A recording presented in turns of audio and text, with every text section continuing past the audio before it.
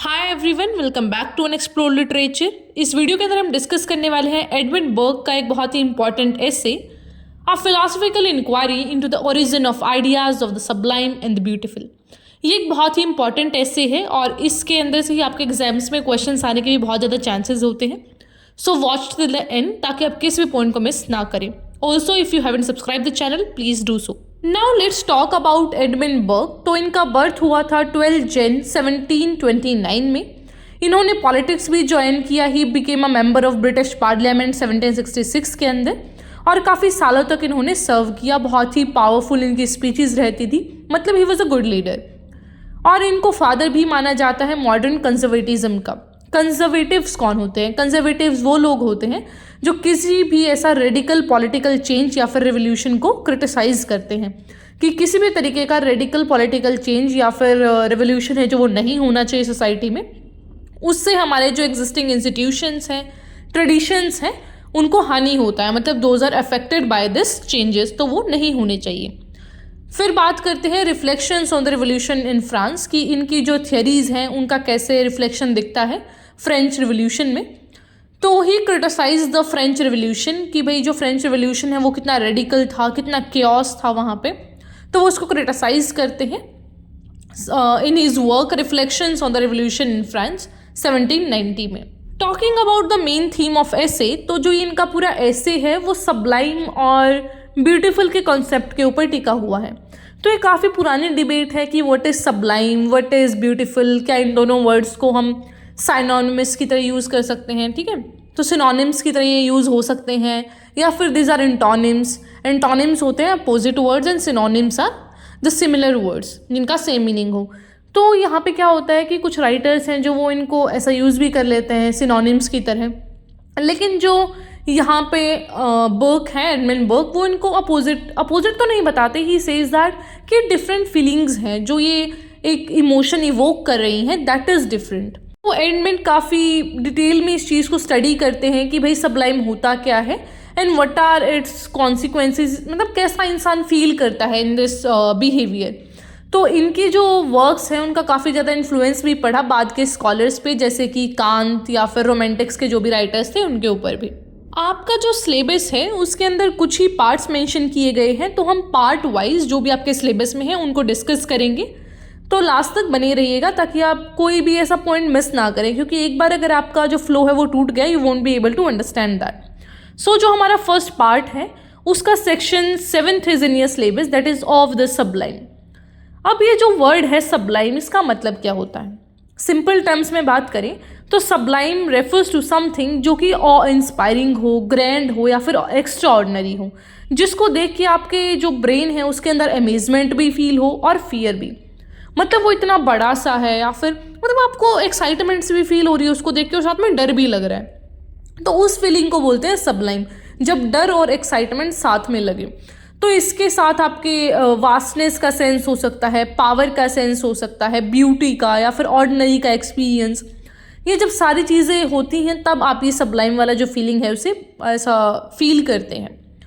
जो सबलाइम है वो आइडिया ऑफ पेन से आता है। जब आपको लगता है कि दिस थिंग कैन हार्म मी, तो आपके दिमाग में आता है आइडिया ऑफ सबलाइम। देखो, अगर कोई भी क्राइम हो रहा है दूर खड़े खड़े, तो आप कितना एक्साइटमेंट सा फील करते हो कि oh my God I want to know क्या हुआ था। हम क्राइम स्टोरीज में कितने इन्वॉल्व रहते हैं, लेकिन वही अगर हमारे साथ होता है तो हमें पेन होता है। लेकिन अगर वो किसी और के साथ हो रहा है तो what we feel is called Sublime.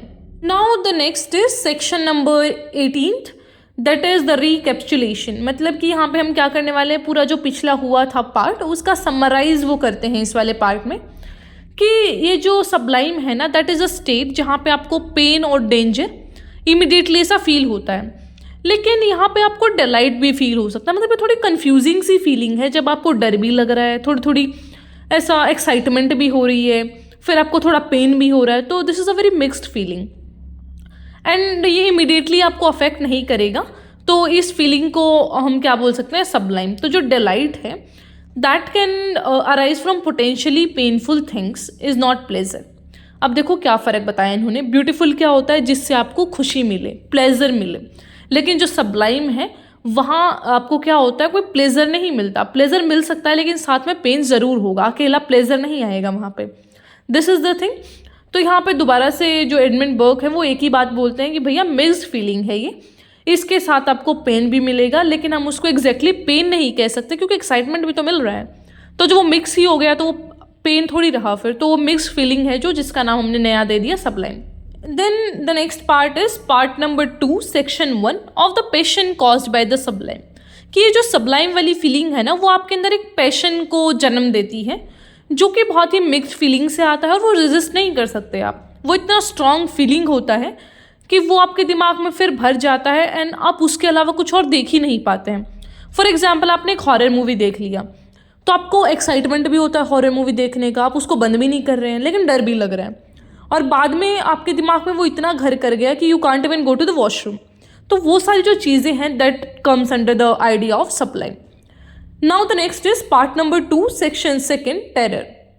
तो जो फियर या फिर जो टेरर है एक पैशन है जो आपके दिमाग को ऐसा पैरालाइज टाइप कर देता है कि आप कुछ सोच ही नहीं पाते हैं, सिर्फ आपके दिमाग में एक ही चीज़ घर करके बैठ जाती है।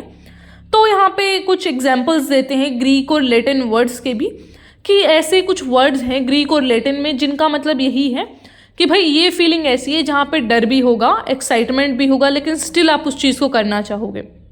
ठीक है, तो that is called sublime. Coming on to the next part 2 section number 3 obscurity. Obscurity होता है मतलब जिसका आपको पता ना हो, which is not clear, obscure. तो जो ऑब्सक्योरिटी है वो चीज़ों को और टेरिबल बनाती है। एक तो मैं आपको बोलूँ कि भाई भूत ऐसा होता है, मैं आपको सामने से दिखा दूँ, आपको इतना डर नहीं लगेगा जितना उस चीज़ के बारे में सोच सोच के लगेगा, क्योंकि आपको पता ही नहीं है एग्जैक्टली में क्या होता है, ना किसी ने देखा है ना किसी ने फील किया है। जिसके सामने आएगा वही तो आदमी बता पाएगा भाई एग्जैक्टली क्या है, वरना तो सबके दिमाग में वो एक हवा बना हुआ है।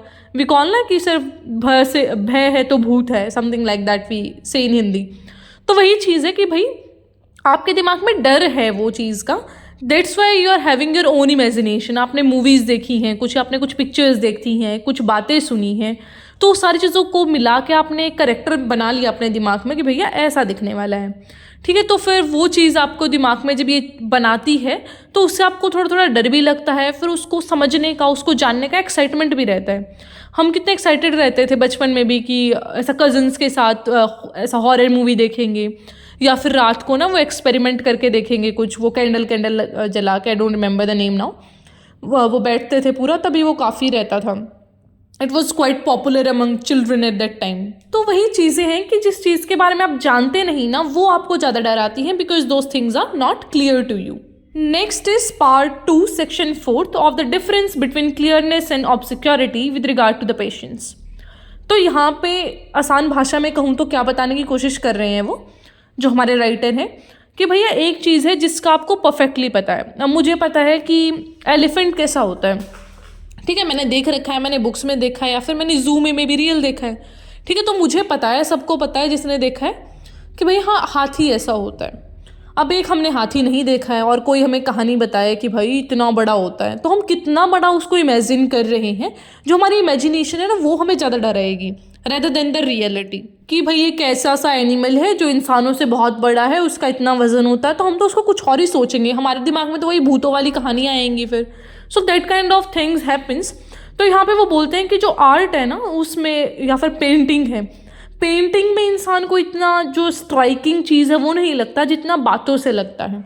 अब मैं आपको बोलती हूँ, फॉर एग्जाम्पल एक हाइपोथेटिकल सिचुएशन है कि भाई मैंने ना सपने में ऐसा भूत देखा, या फिर for example we can consider कि मैंने रियल में एक भूत देखा, वाइट कलर का था, बड़ी बड़ी आँखें थी उसकी, इंसानों जैसी आँखें नहीं थी, दोज बहुत ऐसा बिग बिग आईज, एक शमशान घाट था, एंड पूरा पिक्चर अब आपके दिमाग में वो डेवलप हो चुका है। अब मैं जिस भूत की बात कर रही हूँ I will show you that.